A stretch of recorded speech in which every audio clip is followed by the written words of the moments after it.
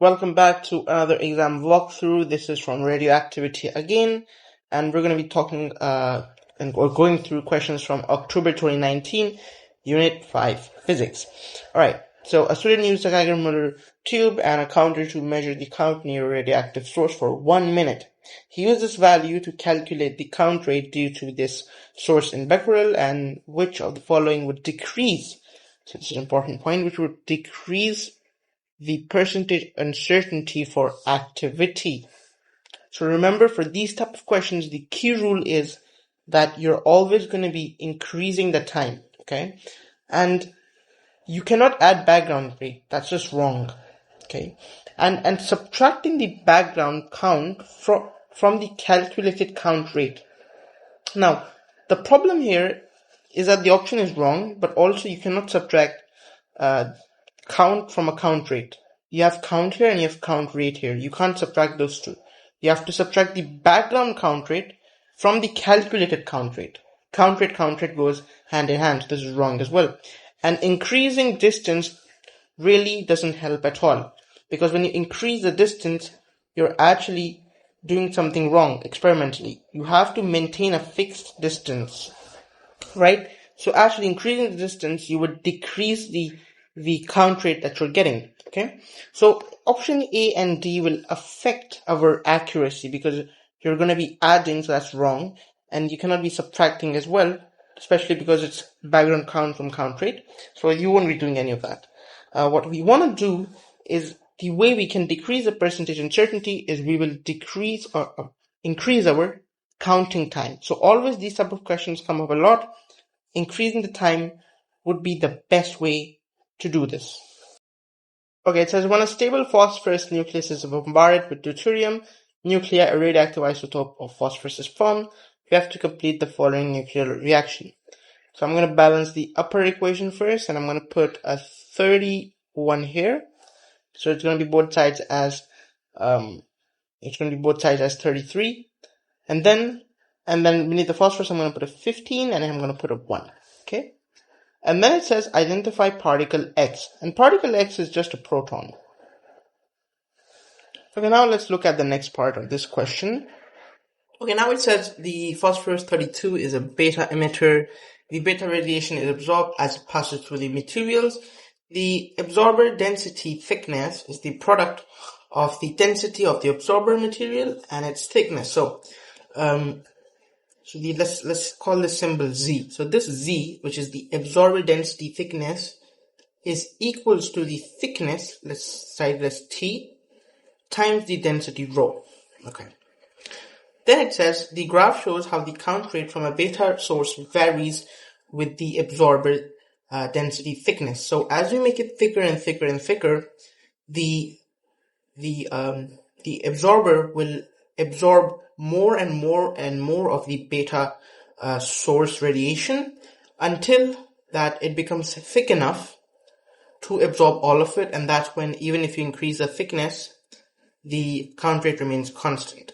Okay, so basically the beta radiation is getting more and more absorbed as you make it thicker, and then when it's thick enough, it absorbs all of the beta radiation. Now we have to determine the minimum thickness, which means the minimum thickness, the minimum point at which the beta is completely absorbed, beta radiation, and that's going to be here. Okay, and this is going to be 320, 360, 380,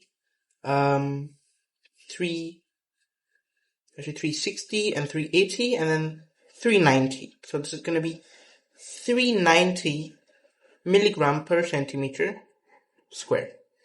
And this is going to be equals, so this is the Z, and this is equals to the thickness and the density. So this is equals to the thickness times the density, which is 2,700. And then you divide the values. So we get an answer of 0.144 centimeters. So that's going to be the answer. So the next part it says, suggest why there is still a count rate even when all the beta radiation is absorbed. So why do we still detect radiation? Well, that radiation could be the background radiation. So there is background radiation, and that's the main thing that's going to cause your count rate even after the thickness has been enough to absorb all the beta radiation. Now, next part. Explain one precaution other than shielding that must be taken when using a source that emits beta radiation. So, very important point. You need to be, so if this is a source, you need to be far away from source. So you need to have a very large distance between you and the source. You have to maintain a safe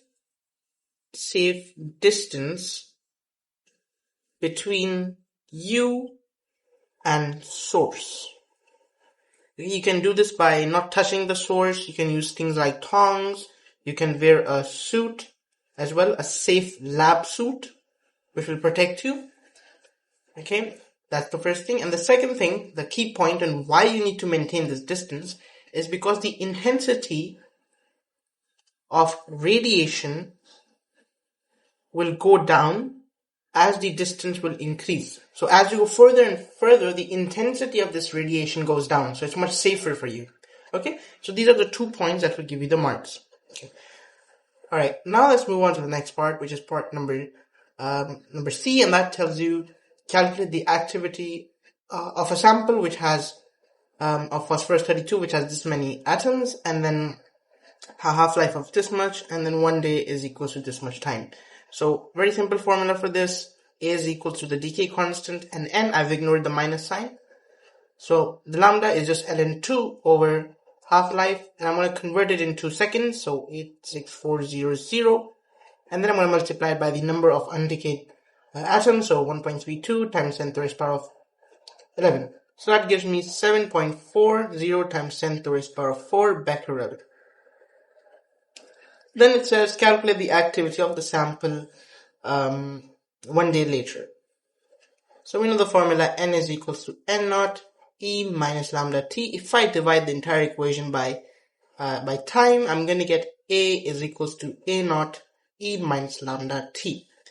So now I know my initial activity. Let's take it as, now I can plug in the value of 7.4 times 10 to the raised power of 4 E minus ln 14.3 times 8,000, what was it, 8,600, 86,400 times 86,400.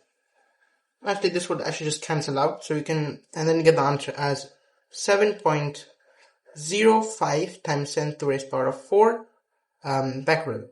So that's the final answer.